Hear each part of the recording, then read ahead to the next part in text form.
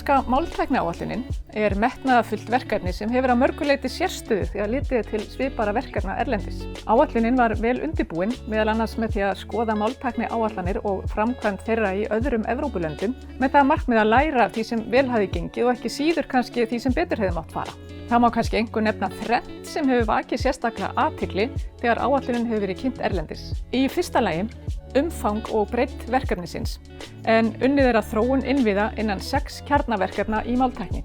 Í öðru lagi samræmd útgáfa gagna og hugbúnaðar undir opnum leyfum til þess að undirbúa tækni yfirfærslu sem best og auðvelda aðgengi fyrirtækja hérlendis og erlendis af afurðum áætlunarinnar. Og í þriðja lagi breytt samstarf háskóla, stofnana, fyrirtækja og félagasamtaka framkvæmd áætlunarinnar. Það er ekki langt síðan að allt íslenskt máltæknifólk gat fundað við eitt eldhúsborð. Svo fáir fengust lengi vel við máltækni á Íslandi. Einn helsti hvatinn að því að símhópurinn eða samstarf íslenska máltækni var því sá að til þess að eiga möguleika á því að koma íslenskri máltækni á kortið, að þróa grunntækni sem þarf til þess að íslenskan hreinlega haldi velli í tækniumhverfi nánustu framtíðar, að þá þyrftum við að fá allar hendur á dekk og vinna verkefnið í sameiningu.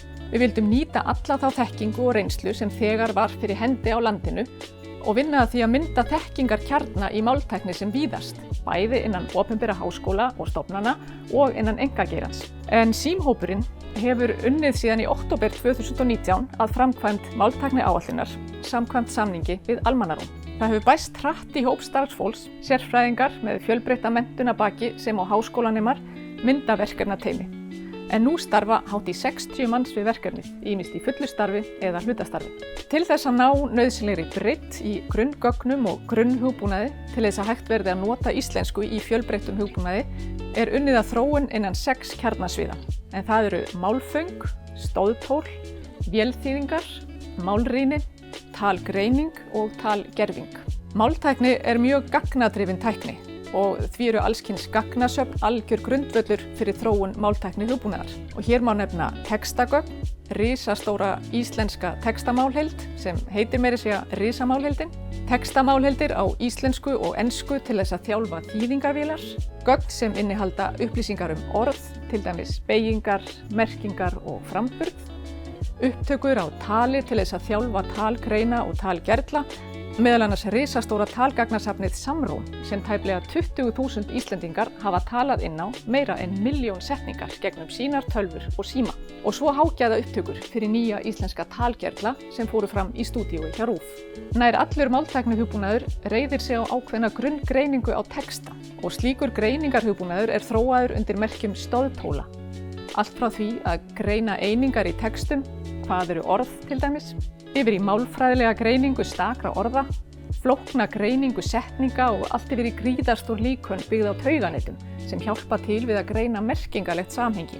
En SÍM er búið að gefa út nokkur tól til grunneiningar á textum og önnur eru í vinnslu. Sjálfvirkar þýðingar á milli ensku og íslensku eru eitt kjarnaverkefnanna. Þeim er ætlað að aðstoða þýðendur við sína vinnu en gagnast einnig vel við að gefa yfirlit yfir innihald texta, þó eitthvað vanti alltaf upp á að þýðingarnar séu 100% réttar. Við hvetjum ykkur til þess að prófa þýðingavélina á vélþýðing.is og það má gjarnan til gamans bera hana saman við Google Translate sem flestir þekkja, en einnig hjálpar það þróuninni að sem flestir setji inn texta til þýðingar, hvort sem er á íslensku eða ensku.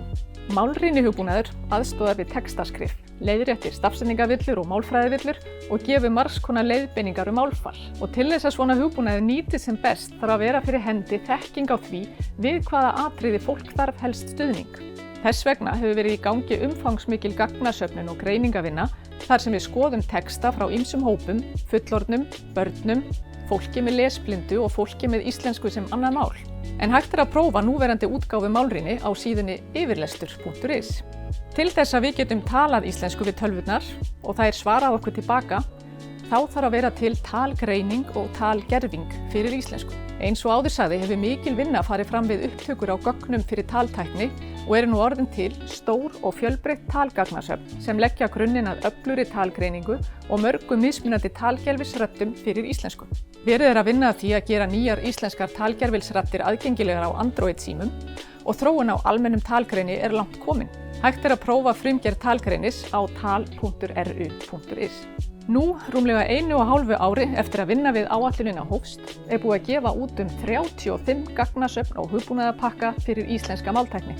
Hver sem getur sótt gögnin og hugbúnaðinn, hvort sem sem tilbúna pakka eða kóða og nýtt í sinni þróun.